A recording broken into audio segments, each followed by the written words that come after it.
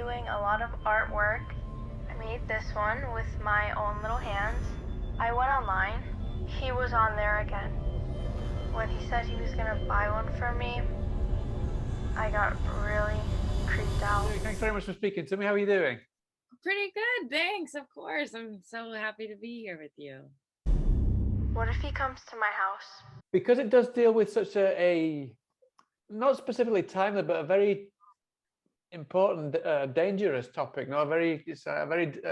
I mean, I'm a parent of 2 kids, and watching the film, it's kind of like, thank God I took TikTok off them. Thank God I don't let them use Instagram yet. Have you paid much attention to the feedback of people, maybe on social media or in festivals or wherever you've been, that have said thank you for this film because it's really kind of opened my eyes, and it will open eyes to other people about the dangers and the toxicity of social media? I don't actively seek out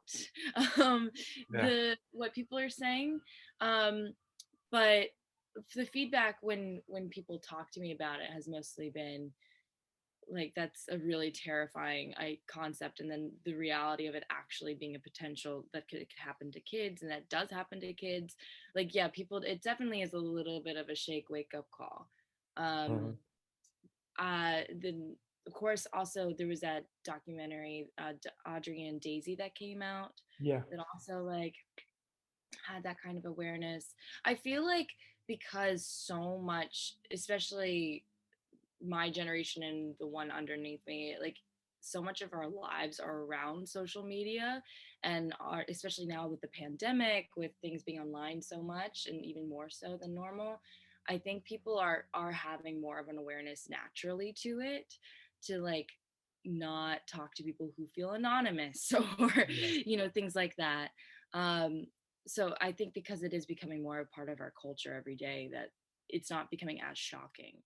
I don't partake in social media that much. Yeah.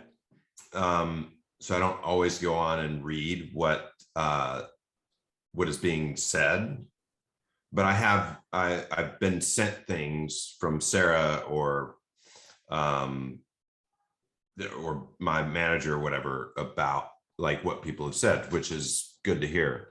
But also I think it can be a dark hole to go down and read everybody's comments on it. No, definitely. But I mean, because this is such a dark subject that really kind of needs to be spoken about, I imagine maybe you like to hear these things that people are realizing just kind of how toxic the film is, how people have realized just how toxic the film really can be.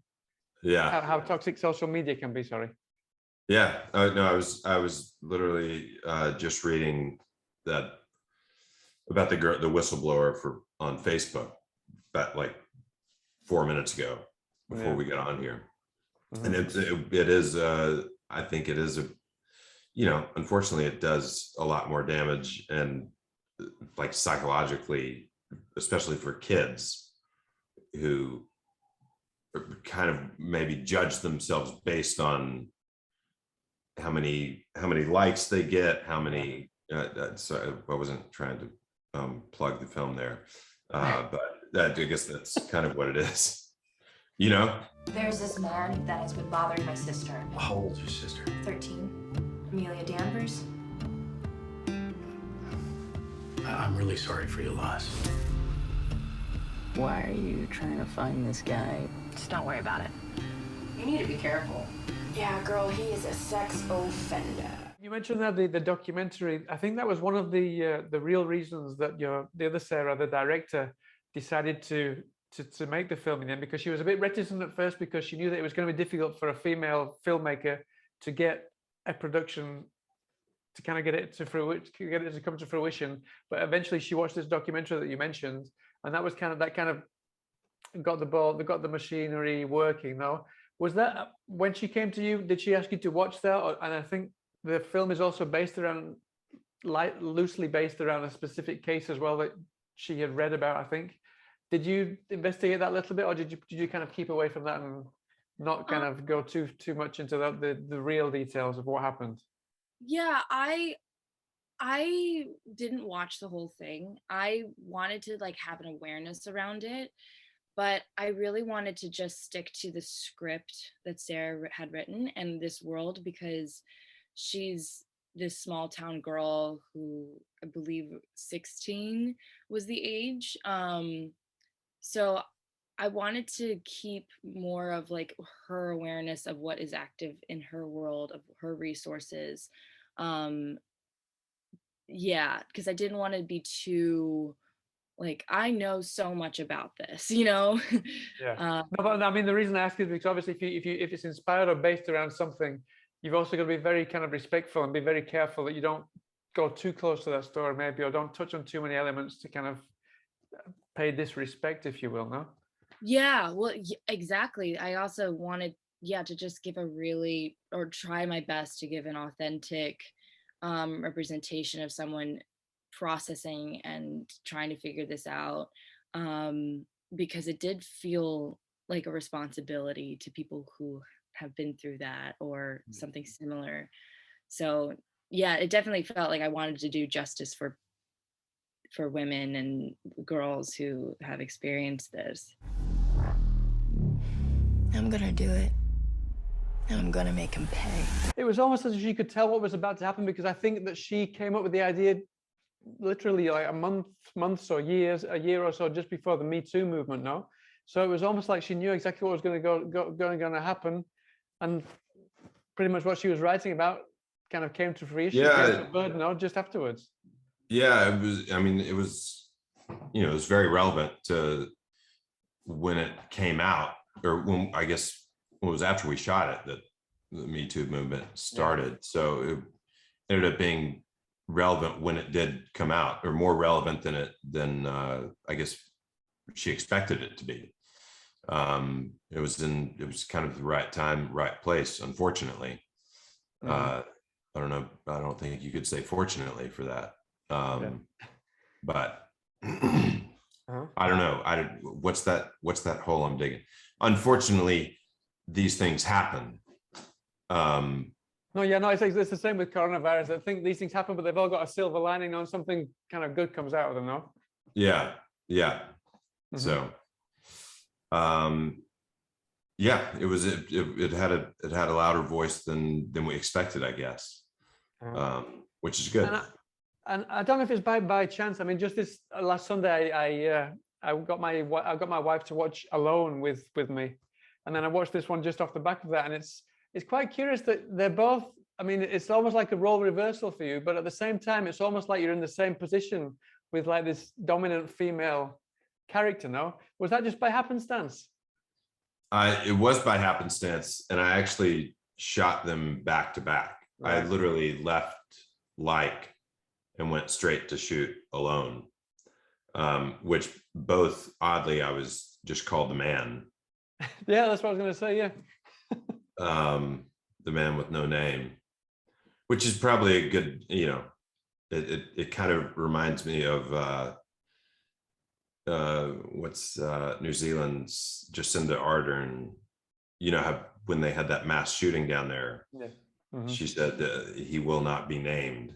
Yeah. Which is, I think, is a good. It was just kind of a little red button on it. He was taking pictures of little kids. Are you sure it's him though? No, it's him. Obviously, I want to talk to you about the relationship that you have with the other Sarah in the film, who's your co-star. That relationship must have been very complicated to create between the two of you, because it was basically pivotal for the whole film to work, because it really kind of needs to keep the audience on its toes, both the way she reacts and and kind of your character. Can we trust you? Can we not trust you? That must have been a really complex relationship to kind of create between the two of you. How did you build that between the two of you, or did you try and go in as cold as possible to create this kind of cold chemistry that is supposed to be there between them at the same time? Yeah, well, I mean, I knew Sarah. We have the same manager, so I knew her before. I didn't know her well. We had never worked together, but it was good. We shot all of our stuff back to back in consecutive days, so it was a good working environment, and we kind of just like went down to the cellar every day. After once she had drugged me and got me down there, we were in the cellar every day with it was a, you know, a pretty small crew, so it was an intimate setting, and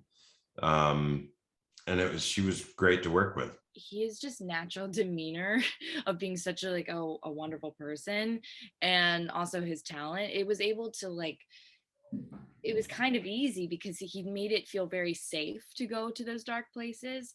And then that way, as like actors and performers, we're like, okay, let's really get the ball rolling, let's get our teeth sunken into this stuff. So it felt like once you have a safe environment, then you can really tell the story, you can really get into the character. So I found it incredibly helpful to have that common thread, and just him being a really nice person. And if you put all of those cellar scenes together, they're kind of a film within the film. And it did, in some ways, it felt like we shot an entire film ourselves. I don't know how much time it would take up in the end. It might have been a short film, but yeah, it was great to go in sequential order and kind of go through the things that she was taking me, and to, you know, to create the there was like kind of a big brother relationship to it. Which was, you know, I got to see her go through her stages of anger and grief and whatnot, and it really, I don't know, I hope it lent itself to the telling of the story. At the same time, I know that your director was very keen to portray what had happened to Rosie's sister without kind of going down that path of showing everything that she went through, you know. But at the same time, we do get to see what her sister kind of does to you without it going too far. Was she very kind of specific about how far and the limits that she wanted to set about how much she was able to humiliate you without giving too much away of the story? Yeah, the short answer is yes. It was, you know, I mean, not that I was totally in the dark, but she wanted to keep me in the dark as much as she could. Which was good, because, you know, there are moments of confusion, and you wonder, if you're in that situation, do you say anything? It's like if somebody gets brought in to be questioned by the police and they keep them there forever, when they end up getting a wrongful conviction, do you finally just end up saying, yes, I did it, or whatever? Which I could imagine being, you know, being chained up to a pole and put through what I got put through, that like at some point you would probably say anything to just be let go. When is your mom gonna be home?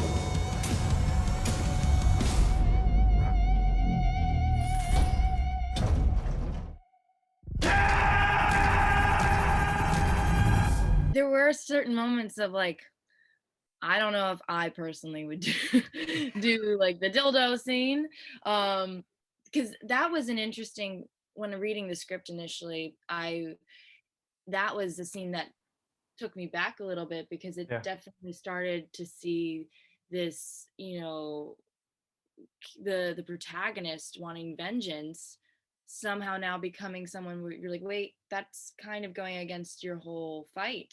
That's, now you're making him the victim. Like, what are you doing?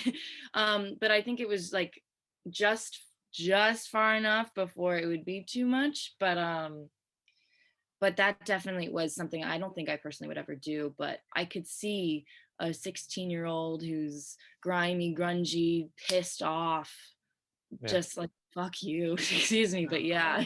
For me, it's a pure horror film. I mean, I was reading that Sarah, she tried to pitch it to Shudder, and they want it for the library, but they didn't think it was specifically for Shudder because they didn't think it was a horror movie.